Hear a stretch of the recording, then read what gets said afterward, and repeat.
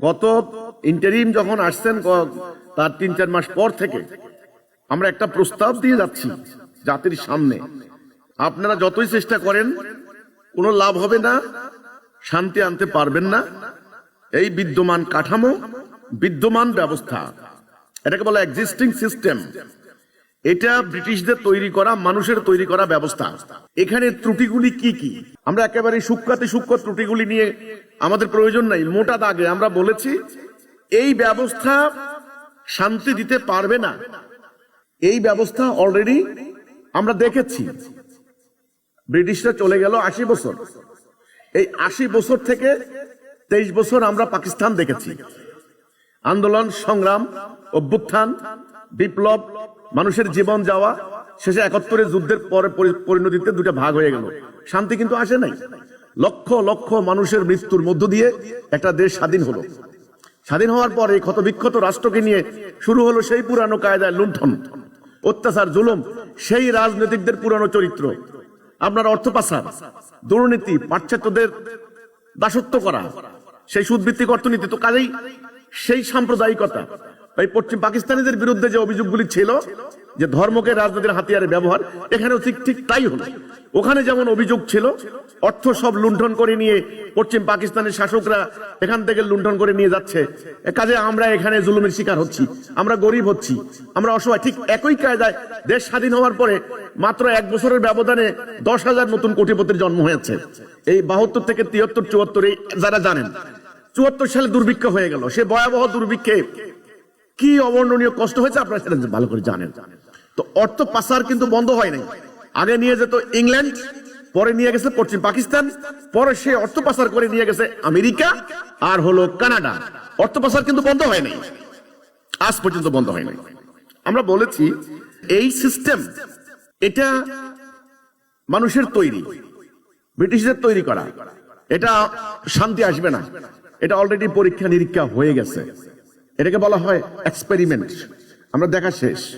৮০ বছর চলে গেছে, পরীক্ষা নিরীক্ষা করতে করতে এখনো বলে যারা গণতন্ত্রের তাবেদার, গণতন্ত্রের পূজা করে, যারা নিজেদের গণতন্ত্রের বাপ, গণতন্ত্রের মা, গণতন্ত্রের মানে ভাই, তাদের ভিতর থেকে কথা আসতেছে যে গণতন্ত্র নামক কোন কিছুর জন্ম আসলে মানুষ কোনোদিন দেখে নাই। এটা হলো একটা কাল্পনিক বস্তু, যেটা আসলে কিতাবে আছে, গোয়ালে নাই। কথাগুলি শুনতে খুব ভালো লাগে যে গণতন্ত্র আসবে, গণতন্ত্র আসবে, সেই বিখ্যাত গল্পের মতো আসবে আমাদের মুক্তির গণতন্ত্র। গণতন্ত্র হলে কি হবে? আমাদের বাক স্বাধীনতা হবে, আমাদের ন্যায় বিচার হবে, আমাদের মানবাধিকার প্রতিষ্ঠা হবে, আমাদের নারীদের স্বাধীনতা হবে, আমাদের বেকারত্ব দূর হবে, অভাব দারিদ্র দূর হয়ে যাবে, গুড গভর্নেন্স হবে, সুশাসন হবে। গণতন্ত্রের কথাগুলি ঠিক এইরকম কেতাবি কথা, ঠিক সূত্রগুলি কিন্তু এইরকম। এই লড়াই লড়াই লড়াই লড়াই লড়াই চলছে চলছে, মানুষ জীবন দিচ্ছে। যারা ক্ষমতায় যায় তারা বলছে গণতন্ত্র উদ্ধার হলো, গণতন্ত্র কায়েম হলো। কয়দিন পরে যারা হেরে যায় তারা বলে গণতন্ত্রের মৃত্যু হয়েছে, গণতন্ত্র উদ্ধার করতে হবে, কাজে হরতাল করতে হবে। এই হরতাল গণতন্ত্রের জন্য, অবরোধ গণতন্ত্রের জন্য, বাসে আগুন দাও গণতন্ত্রের জন্য, গণতন্ত্র উদ্ধার করতে হবে। গণতন্ত্র গণতন্ত্র এই মুখে ফেনা তুলতে তুলতে তুলতে আসলে এটা শয়তানের একটা ধোঁকা, 100% ধোঁকা। আসলে এই জাতীয় কোনো ব্যবস্থা মানুষের দ্বারা সম্ভব নয়। একটা কথা আছে, যে কোনো ব্যাপার যদি আপনি বারবার বারবার বারবার যদি ইতিবাচক ওয়েতে প্রচার করতে থাকেন, সেই ব্যাপারটা একটা পর্যায়ে মানুষের মনোজগতে একটা প্রভাব পড়ে। তো ৮০ বছর হয়ে গেল, তথাকথিত গণতন্ত্রের কোনো দেখা আমরা পাই নাই। আসলে বাস্তবে এর কোনো অস্তিত্ব নাই। দেখেন, প্রমাণ দিচ্ছি আমি। গণতন্ত্রের ধ্বজাধারী আমেরিকা, তারাই দুনিয়াতে গণতন্ত্রের ফেরি করে, মানবাধিকারের তকমা লাগায়, মানবাধিকারের দোহাই দেয়, তারাই করে।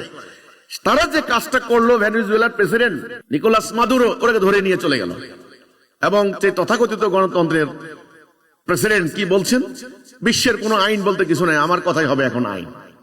গ্রিনল্যান্ড আমাদের, কিউবা আমাদের, আর ইংল্যান্ড যেখানে বলা হচ্ছে গণতন্ত্রের জন্মদাতা, ওরা হলো বাপ মা আমাদের, মানে গণতন্ত্রের আর কি। সেই ইংল্যান্ডে এখনো চলছে রাজতন্ত্র, রাজা রানী, ওখানে এখনো ইউনাইটেড কিংডম, কিংডম কথাটা যেখানে থাকে সেখানে কিভাবে ডেমোক্রেসি থাকে? আমেরিকার প্রেসিডেন্ট যখন সৌদি আরবে আসেন তখন আর ডেমোক্রেসির কথা বলে না, তখন অংশগ্রহণমূলক নির্বাচনের কথা বলে না, তখন মানবাধিকারের কথা বলে না, তখন বলে ঠিক আছে এটাই ঠিক, জামাল খাশোগিকে হত্যা করছো, এটা হয়েই থাকে, এটা চলে।